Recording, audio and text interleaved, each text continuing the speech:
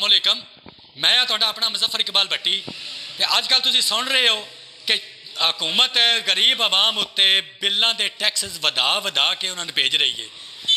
जिहड़ा बंदा एक 1000 रुपया दिहाड़ी कमाने वाला बंदा है, मैं सारी कौम अगे अपील करना कि मैनूं दसो वो बंदा 1000 विच अपने बच्चों का पेट पाले कि बिजली के बिल अदा करे। मैं इस वक्त मौजूद हाँ मंडी बाउद्दीन का इलाका चक वसावा, इत्थे टेलर शॉप ते मैं मौजूद हाँ तो मेरे नाल टेलर मास्टर साहब मौजूद ने। उन्होंने बिल आया 50,000 घर का। उन्होंने को मैं पूछा तुसीं फैक्ट्री चला रहे हो, की कर रहे हो? कहते हैं साढ़े 2 बल्ब चल रहे हैं, 2 पखे चल रहे हैं, 50,000 बिल गरीब बंदे से कित्थों तारीए। आओ मैं थोड़ी गल कराना। अस्सलाम वालेकुम जी वालेकुम अस्सलाम। की नाम है भाईजान तुहाडा? जी अली अब्बास। अली अब्बास साहब तुहाडा 50,000 रुपया बिल आया, तुसीं की कहना चाहते हुकूमत ने?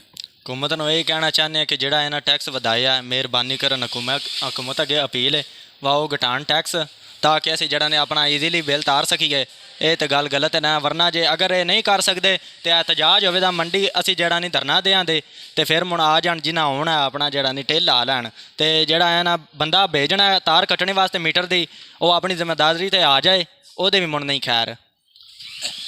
बिल्कुल तुसीं सुनिया कि इन्हों का कहना है कि असी मंडी बाउद्दीन एहतजाज की कॉल दे दी है, बहुत बड़ा धरना होगा, एहतजाज होगा। अगर कोई बिजली एहलकार आया वो अपनी जिम्मेदारी का खुद मालक जिम्मेदार होगा।